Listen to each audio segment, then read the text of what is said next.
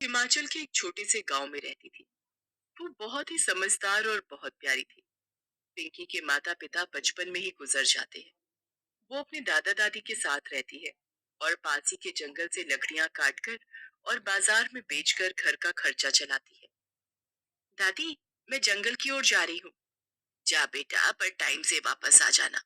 आज तो ऐसा लग रहा है जैसे कि बहुत तेज बारिश आने वाली है। इतने में पिंकी की कुछ सहेलियां भी आ जाती हैं। पिंकी, अरे पिंकी चल, जल्दी चल, बहुत देर हो गई है। आज जंगल से लकड़ियां लाने में। बाजार से आते आते रात हो जाएगी। चल जल्दी कर। हाँ बाबा हाँ, आ गई बस, चल।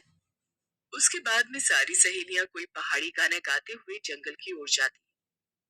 उसके बाद सब सहेलियां लकड़ियां इकट्ठा करके बाजार में बेचकर वहां से खाने पीने का सामान लेकर घर की ओर आ जाती है। घर आकर पिंकी दादा दादी को सामान पकड़ा देती है।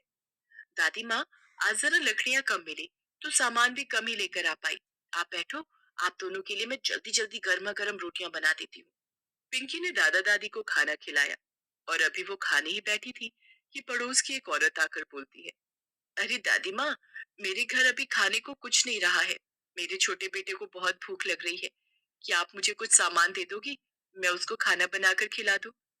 बेटा, आज तो पिंकी भी कम लकड़ियां लेकर आई थी, तो इतना सामान नहीं लाए। अब मैं तुझे क्या दूं? हम तो खाना खा चुके। पिंकी ये सब सुन रही होती है, तो वो अपनी थाली लेकर आ जाती है और पड़ोसन को देते हुए बोलती है, चाची, ये लो, आप मेरा खाना ले जाओ और छोटू को खिला दो। और तू क्या खाएगी पिंकी? दादी माँ, चाची के पास सच्ची में कुछ नहीं होगा, तभी तो वो यहाँ खाना लेने आई है। क्या फर्क पड़ता है, आज छोटू खा लेगा, मैं कल सुबह कुछ खा लूंगी। और ऐसा बोलकर पिंकी थाली चाची को दे देती है। चाची उसको दुआएं देते हुए घर चली जाती है। चाची के जाने के बाद, पिंकी, इधर आ, मुझे तुझे कुछ बोलना है। हाँ दादी माँ, मुझे पता है आपको क्या बोलना है। आप हर बार की तरह यही बोलोगी कि बेटा, सबकी मदद नहीं की जाती है, पहले अपनी मदद करो फिर दूसरों की मदद करो।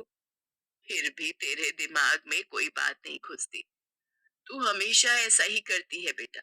देख, दुनिया बहुत बुरी है। हमेशा हर किसी की मदद नहीं की जा सकती।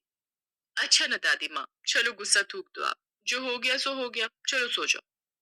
और ऐसा बोलकर पिंकी भी सो जाती है। अगले दिन पिंकी बहुत सुबह उठ जाती है। वो सोचती है कि कल लकड़ियां कम कर पाई थी, तो आज जल्दी जंगल जाऊंगी और बहुत सारी लकड़ियां इकट्ठा करके जल्दी बाजार बेच कर आ जाऊंगी। और वो अपनी कुल्हाड़ी लेकर जंगल की ओर चली जाती है। जंगल में पिंकी दोपहर तक काफी सारी लकड़ियां इकट्ठी कर लेती है। तभी चारों तरफ काले बादल हो जाते हैं और तेज बारिश शुरू हो जाती है। अरे ये क्या हो गया? इतनी सारी लकड़ियां इकट्ठी करी और अब बारिश होने वाली है। ये तो गीली हो जाएगी मेरे बाजार जाने तक। फिर सेठ इसका कोई भी पैसा नहीं देगा। दादा दादी भी मेरा इंतजार कर रहे होंगे। तभी पिंकी को पास की झाड़ियों में सरसराहट सी सुनाई देती है। पहले वो सोचती है जरूर कोई जंगली जानवर होगा, लेकिन फिर देखती है एक बूढ़ी अम्मा खुद को भीगने से बचाते हुए उसी की तरफ आ रही है। अरे बिटिया, तू इस जंगल में इस टाइम क्या कर रही है? अम्मा, मैं यहाँ जंगल में लकड़ियां लेने आई थी।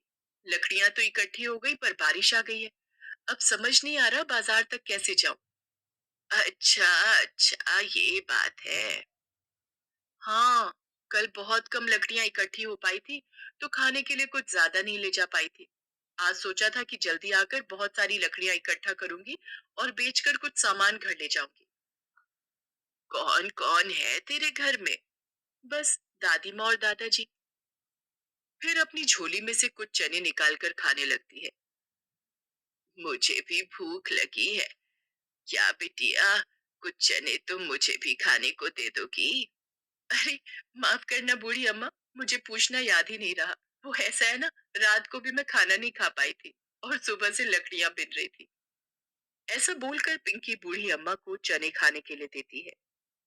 थोड़े चने और मिलेंगे बेटा, मुझे बहुत भूख लगी है।